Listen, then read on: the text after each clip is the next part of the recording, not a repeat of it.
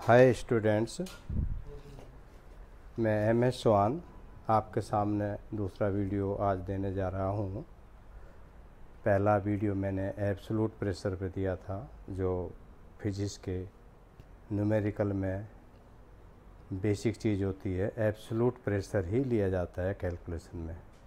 ऐसे ही जो 11th 12th के खास करके बच्चे हैं, उनके कॉन्सेप्ट क्लियर ना होने की वजह से आज का टॉपिक सेलेक्ट किया मैंने। वो है ideal gas versus real gas. मतलब आइडियल गैस क्या है और रियल गैस क्या है, ये मैं आज आपको बताना चाहूँगा।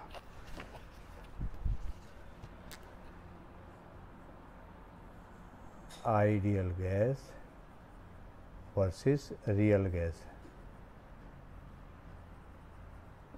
एक्चुअली हमारे फिजिकल वर्ल्ड में हम बहुत सारी एक्टिविटी देखते हैं। कोई चीज़ ऊपर से गिरना, किसी पेंडुलम का झूलना, इन सब में दो तरह की एनर्जी इन्वॉल्व होती है। एक तो potential energy, because of height, because of position, और दूसरी एनर्जी होती है काइनेटिक एनर्जी, जो बिकॉज ऑफ मोशन होती है। तो दोनों एक्शन हमारे इन सब होते हैं। तो अपने इस टॉपिक के एक्सप्लेनेशन में मैं इनको एक्सटर्नल एनर्जी बोलूँगा। External means external potential energy और एक्सटर्नल इंटरनल एनर्जी। मैं एक पेंडुलम के एग्जांपल से आपको समझाता हूँ कैसे होता है। सपोज करो ये पेंडुलम है और ये ऐसा मुंह होता है अपना पेंडुलम, और इसकी पोजीशन ये आएगी। तो जब पेंडुलम को अगर हम यहाँ से छोड़ते हैं, यहाँ क्या है, पोटेंशियल एनर्जी मैक्सिमम, यहाँ से हम उसको छोड़ेंगे तो ग्रेविटेशन के अकॉर्डिंग इसकी वेलोसिटी बढ़ती जाएगी, एक्सेलरेट होता जाएगा, और इस बॉटम पे इसकी वेलोसिटी मैक्सिमम होगी। दैट मीन्स यहाँ पोजीशन कुछ नहीं रही, पोजीशन रेफरेंस पॉइंट हमने यही लिया, तो पोजीशन कुछ नहीं हुई यहाँ। तो क्या होगी, यहाँ काइनेटिक एनर्जी मैक्सिमम। फिर उस वेलोसिटी एंड मोमेंट के हिसाब से वो इधर इस हाइट तक जाएगा, या काइनेटिक एनर्जी वेलोसिटी कम होती जाएगी और इस पोजीशन पर जाकर वो रुक जाएगा। तो यहाँ वो सब काइनेटिक एनर्जी कन्वर्ट होगी इसके पोटेंशियल एनर्जी में। यहाँ भी पोटेंशियल एनर्जी मैक्सिमम। इस तरह से फिर वो बैक चलता है। तो हमारा जो इनमें बनता है देखने में, हमेशा एनर्जी एक दूसरे में इंटरचेंज होती हैं। पोटेंशियल एनर्जी काइनेटिक में और काइनेटिक पोटेंशियल में। यही हमारा सब फिजिक्स का बेसिक वो है फंडा। अभी मैं इसी चीज़ को आपको इंटर रिलेट करूँगा अपने गैस के बिहेव से। गैस के अंदर क्या होता है, बहुत सारे, ये सपोज करो गैस हैं, इसके अंदर ये एटम है। तो इन एटम्स के बीच में जो एनर्जी छुपी हुई है, मैं उनको बोलूँगा इंटरनल एनर्जी। जैसे बाहर के केस में मैंने एक्सटर्नल बोला, जो दिखाई देता है, और गैस के अंदर अगर दो एटम लें, इनके बीच में अट्रैक्शन होगा या रिपल्सन होगा। उस अट्रैक्शन और रिपल्सन के कारण ही उसके अंदर पोटेंशियल एनर्जी होती है। अट्रैक्शन हो या रिपल्सन हो, वो पोटेंशियल एनर्जी है। और जो मॉलिक्यूल या जो एटम्स एक दूसरे में टकराते हैं, वो वेलोसिटी होती है उसमें जो, तो वो अपनी काइनेटिक एनर्जी होती है। तो रियल गैस में हमारी पोटेंशियल और काइनेटिक दोनों इंटरनल एनर्जी होती है। आइडियल गैस वाले केस में हमारी पोटेंशियल एनर्जी हम ख़त्म कर देते हैं। मैं एग्जांपल समझाता हूँ। एक एटम लूँगा मैं, कोई भी हीलियम एटम ले लो, पॉइंट चार्ज वाला। मैंने ये प्लस का न्यूक्लियाई ले लिया, इस पर बाहर इलेक्ट्रॉन ले लिया, और दूसरा ये ले लिया, प्लस का न्यूक्लियाई इलेक्ट्रॉन ले लिया।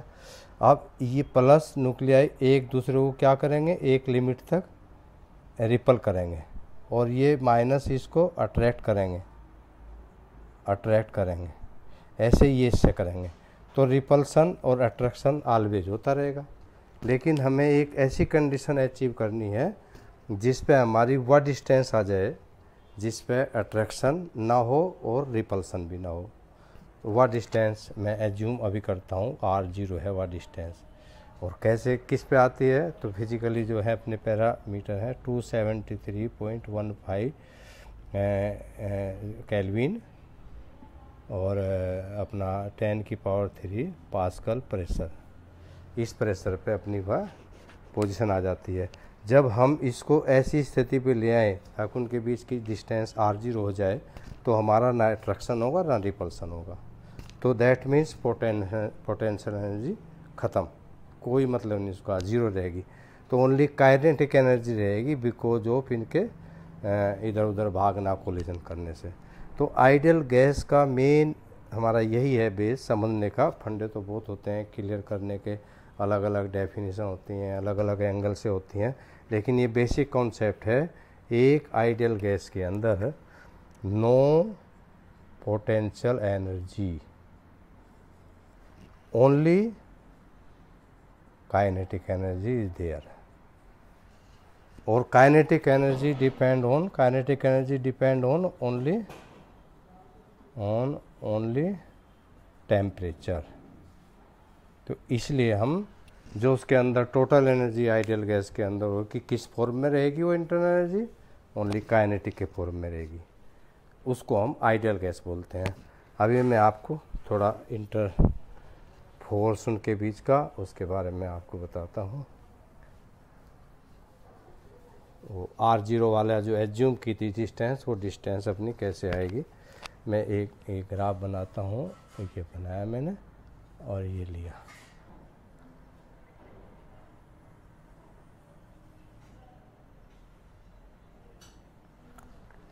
ये अपना पोटेंशियल एनर्जी ग्राफ है, पोटेंशियल एनर्जी का ग्राफ है। ये जोन है अट्रैक्शन फोर्स, और ये जोन है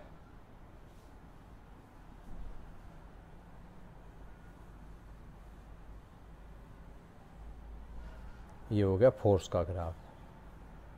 फोर्स मतलब दोनों एटम के बीच में फोर्स कैसे वेरी करेगा, और डिस्टेंस को हम अगर लेकर चलेंगे r0 के इधर, r0 से ज़्यादा डिस्टेंस बढ़ाएंगे तो क्या होगा, कम करेंगे तो क्या होगा। और ये हो गया अपना रिपल्सिव फोर्स।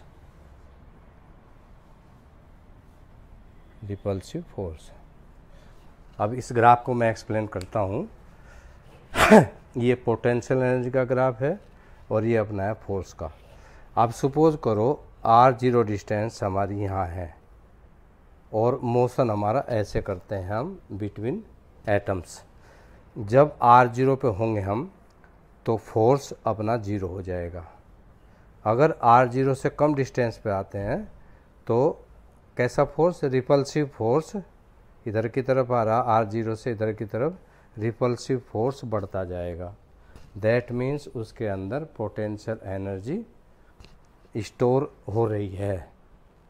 अगर हम रिपल्सिव फोर्स के अगेंस्ट उसको लेके आ रहे तो अगर हम डिस्टेंस r0 से ज़्यादा बढ़ाएं तो उनमें अट्रैक्शन फोर्स लगना शुरू हो जाएगा। तो पोटेंशियल एनर्जी को हमें ख़त्म करने के लिए उसको r0 पर रखना मस्ट है, तभी वो आइडियल गैस कहलाएगी। अदरवाइज रियल गैस का बिहेवियर हो जाएगा। आइडियल गैस भी एक बिहेवियर ही है जिसको हम कंडीशंस में एज्यूम भी करते हैं और लाते हैं, जबकि परफेक्टली कोई गैस आइडियल गैस होती ही नहीं।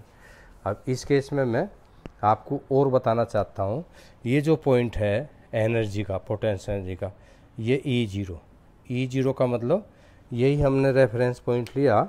यहाँ पे हम E0 मानेंगे, वैसे तो बहुत सारी एनर्जी होती है हर चीज़ों में। तो E0 का मतलब no potential energy, potential is 0।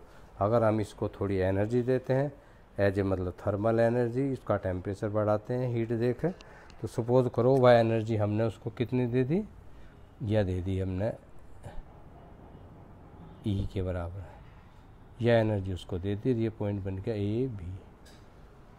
यह एनर्जी देने से क्या होगा, पोटेंशियल एनर्जी 0 थी, लेकिन जैसे हमने इसको एनर्जी दी तो इस पॉइंट पर पहुंचेगा तो काइनेटिक एनर्जी उसकी बढ़ेगी। काइनेटिक एनर्जी बढ़ने से मतलब है जैसे उसको टेम्परेचर देंगे तो उसके एटम ज़्यादा इधर उधर मतलब भागने की कोशिश करेंगे तो ज़्यादा कोलिजन होगा। ये यहाँ गए, ये क्या है, यहाँ अट्रैक्शन फोर्स है उनमें। अट्रैक्शन फोर्स होने की वजह से फिर वो अप्रोच करेंगे एट्रैक्शन फोर्स ख़त्म करने का, तो वो इधर आएंगे R0 की तरफ, लेकिन कंटिन्यूटी में वो उधर भी पहुंच जाएंगे।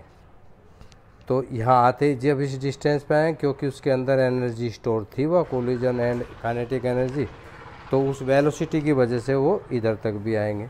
तो जैसे इस जोन में घुसेंगे तो क्या हो जाएगा, अपना ये वाला पार्ट क्या हो जाएगा, मतलब नेगेटिव पॉजिटिव वाली बात को ध्यान में रखते हुए इसमें पोटेंशियल एनर्जी है, तो फिर वो इधर की तरफ जाएगा।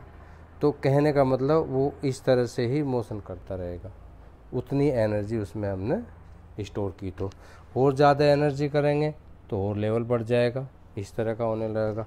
लेकिन फाइनली देखते हैं हम कि एसिम्प्टोटिक कर्व बनने लगता है इधर की तरफ, दैट मीन्स अट्रैक्शन फोर्स की तरफ ज़्यादा जाता है ये ऐसा होने से।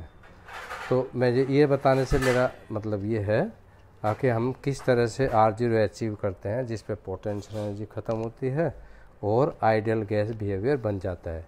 उनके बीच में एटम्स के बीच में ना अट्रैक्शन फोर्स होना चाहिए ना रिपल्सिव फोर्स होना चाहिए। तो स्टूडेंट्स, आपको कोई भी किसी तरह की कुछ पूछना या आपकी क्वेरी हो, आप मेरे कमेंट में दे सकते हैं। और आइडियल गैस के बारे में और जानना चाहते हैं तो मैं सब कमेंट में रिप्लाई दूंगा। और बाकी तो नेक्स्ट वीडियो में 8 दिन के लिए बोला था, लेकिन बाय द वे मुझे लगा ये देना ज़रूर है, कॉन्सेप्चुअल है सब कुछ। बस आज इतना ही, थैंक यू, ओके।